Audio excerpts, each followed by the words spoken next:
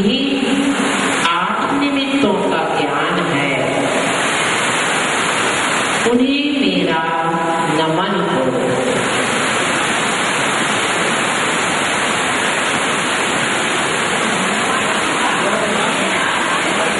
ऐसे रीतिधारी मुनि महाराज जिन्हें 8 निमित्तों का ज्ञान है, उन्हीं मेरा नमन हो। यह जो काव्य है सर्व रोग निरोधक, विशेष रूप से उदर रोग निवारक है। उदर रोग निवारक ये काव्य 17 नंबर का। अब वृत्ति जाप लिखिए।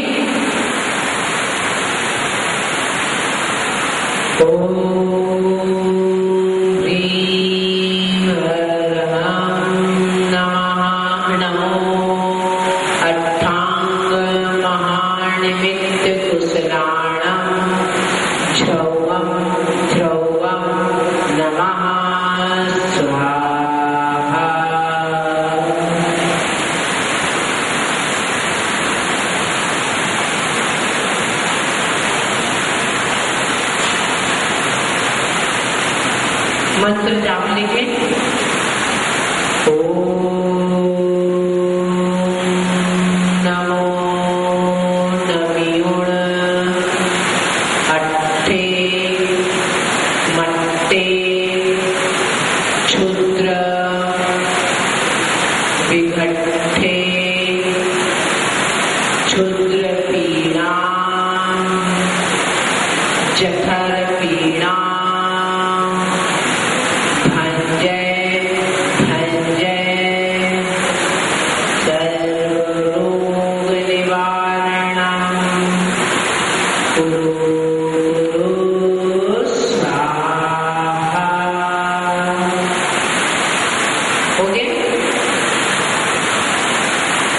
अब लिखे विधि। यंत्र विराजमान करें।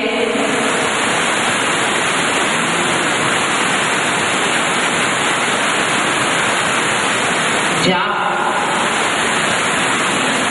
सफेद कपड़े, वस्त्र सफेद,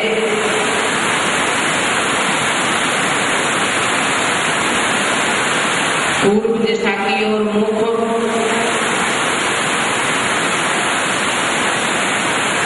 गर्भासन पर सुखासन से, गर्भासन पर सुखासन से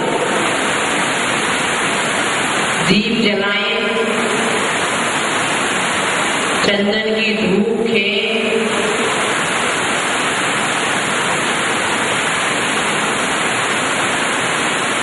जाप अवधि 7 दिन, जाप अवधि 7 दिन, प्रतिदिन जाप संख्या 1000, प्रतिदिन जाप संख्या 1000। 17वें काव्य रिद्धि जाप और मंत्र का स्मरण करें। समय ब्रह्म मुहूर्त में, ब्रह्म मुहूर्त में आराधना का समय ब्रह्म मुहूर्त, ब्रह्मचर्य एकासन।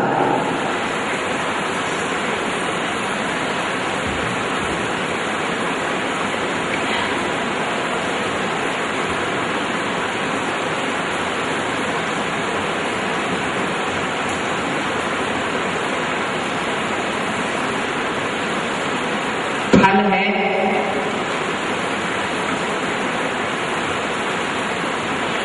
उदर रोग, असाध्य उदर रोग, जैसे कि वायुकुला, वायुशूल आदि पेट संबंधी जितने भी रोग हैं वह दूर होते हैं। शुद्ध जल को 21 बार मंत्रित करके पिलाने से, शुद्ध जल को 21 बार मंत्रित कर पिलाने से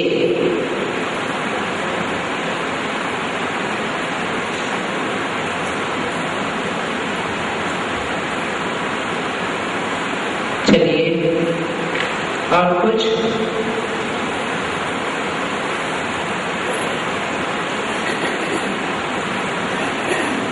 नीतो दयाम दलित मोह महांधकारम गम्यं न राहुवदन सेनवारिदाना विभ्राजते तपोमुखा जमनल्पकान्ति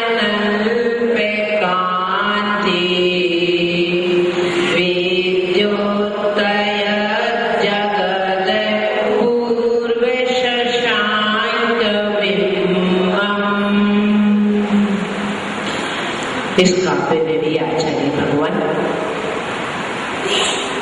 कि भगवान आपको चंद्रमा की उपमा दी जाए तो वह भी व्यर्थ है, क्योंकि आचार्य के श्लोक में पहले कह चुके हैं सब उपमा क्या हो गई, व्यर्थ हो गई है।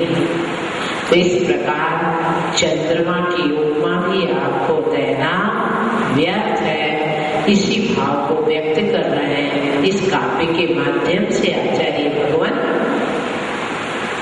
हमारे सामने किसी ने प्रश्न रखा कि माता जी आप कहते हैं कि यह स्तोत्र भगवान मातुंगाचार्य ने लिखा नहीं रचा है, तो फिर लिखा किसने?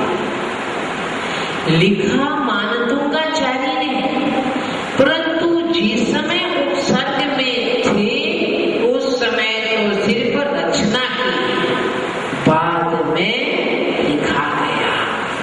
उस समय तो भक्ति भाव से मन से यह भावनाएं स्फुटित हो रही थी, व्यक्त हो रही थी। मैं भी स्वयं जब मैं कविता लिखती हूँ बहुत बार हम आहार करते करते भी सोच लेते हैं, पर लिखते हैं 2 दिन बाद।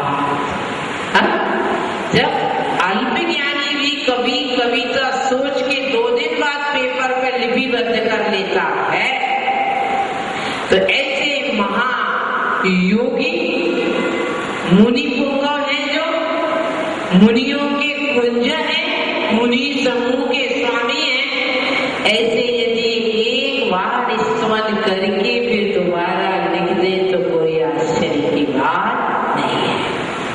लिखिए शब्दार्थ। तव आपका, तव आपका, मुखार से, मुखार से, मुख कमल, नित्योदयम,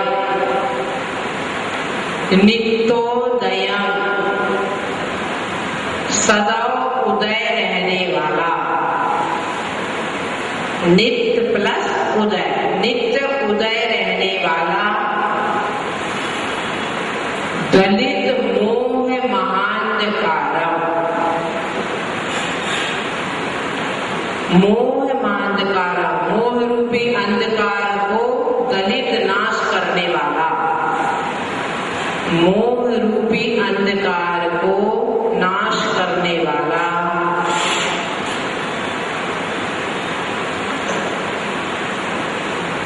राहु वदनस्य,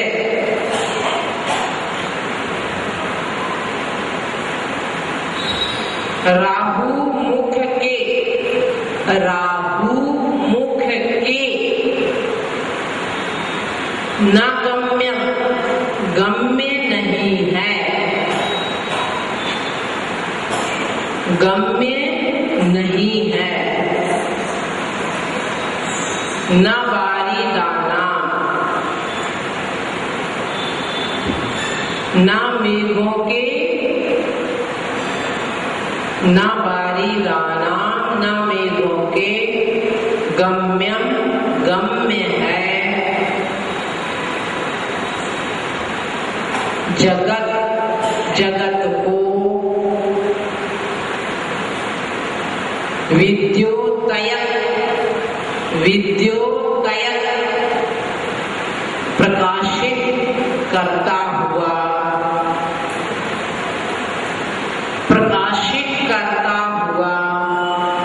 अपूर्व अनोखे शशांक बिंबम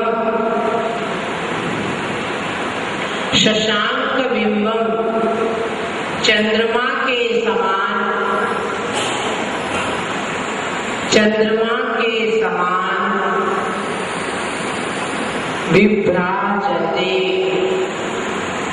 विभ्राजते सुशोभित होता है, सुशोभित हो रहा है या होता है।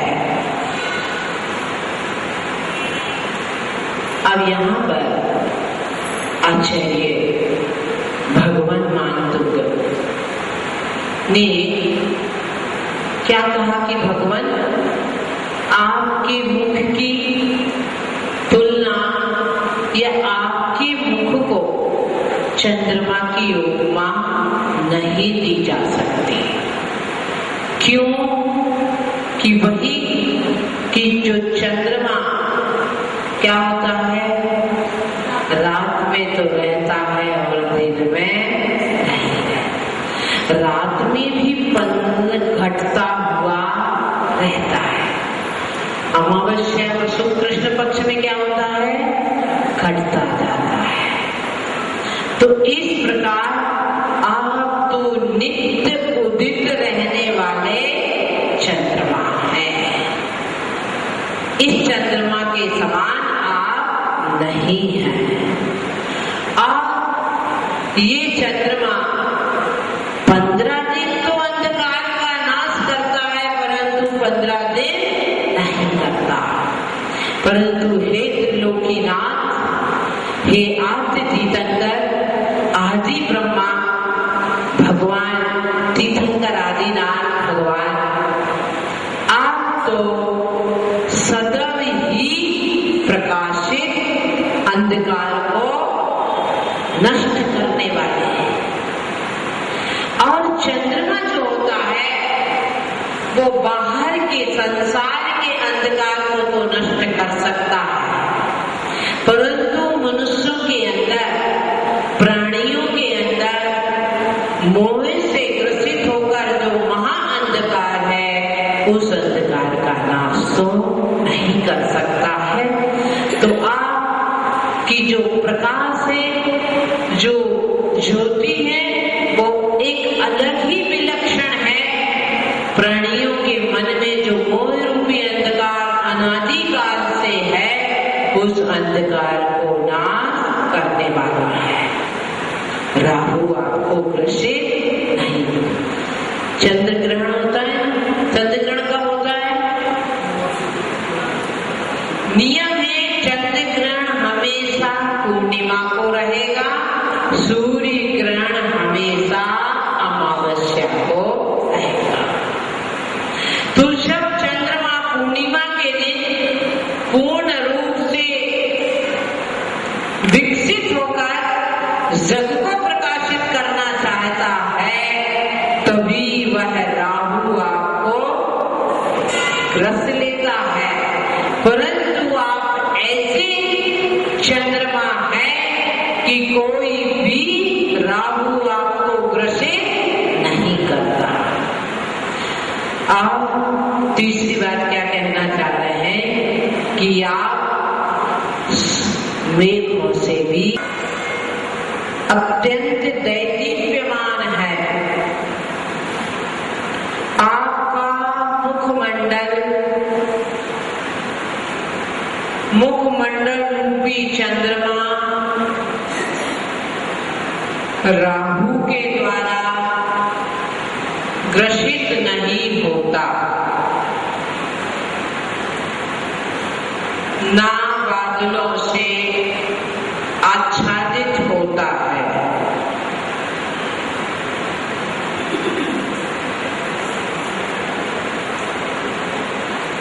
हमेशा शोभायमान होता है, हमेशा शोभायमान होता है।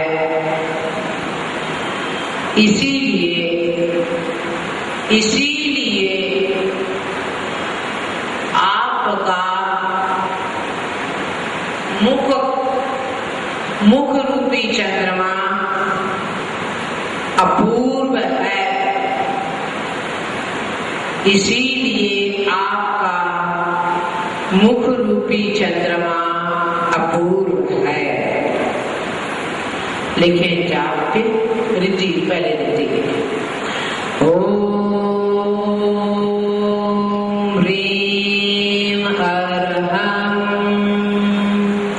नमो व्युवैति पत्ताणं व्युव इद्धि पत्ताणं। ऐसे ऋषि